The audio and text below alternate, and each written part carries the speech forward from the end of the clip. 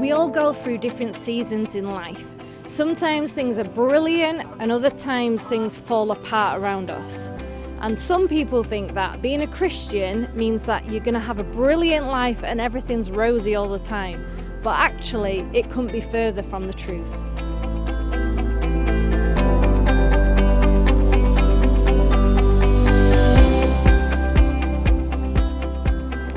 Being a Christian doesn't exempt us from having hard times. It makes us better equipped to deal with them.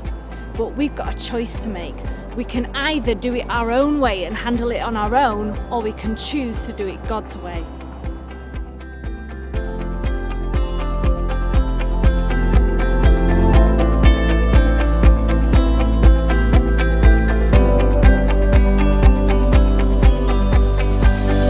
Only Jesus can give you true peace in the middle of the storm.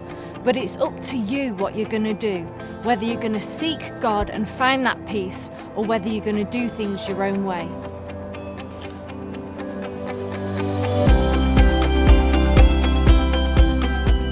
I have told you these things so that in me you may have peace.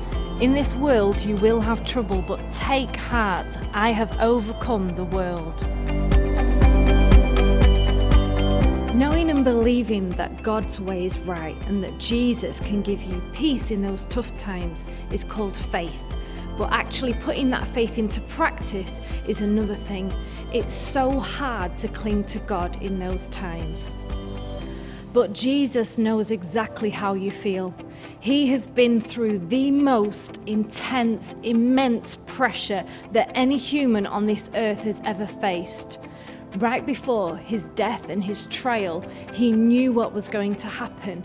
He knew that he was going to be betrayed by one of his best mates, that he was going to have an unfair trial, that he was going to be tortured and whipped and hung on a cross for you and for me.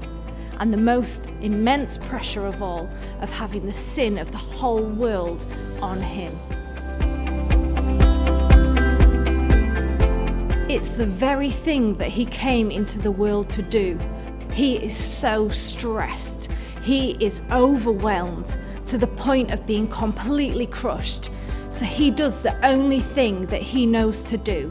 He goes and prays. He clings to God.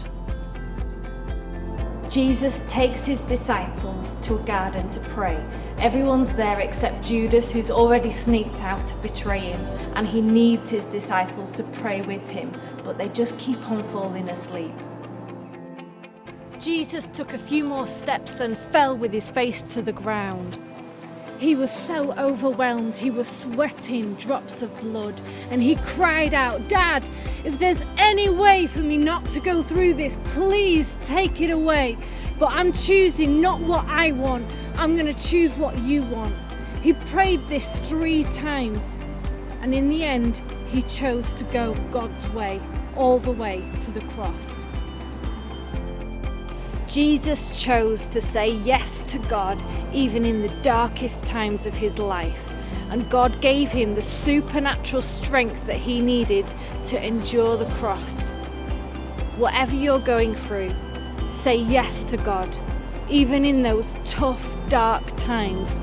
If you keep on saying yes to him, even when it's hard, God will give you the strength that you need, and he'll give you his peace.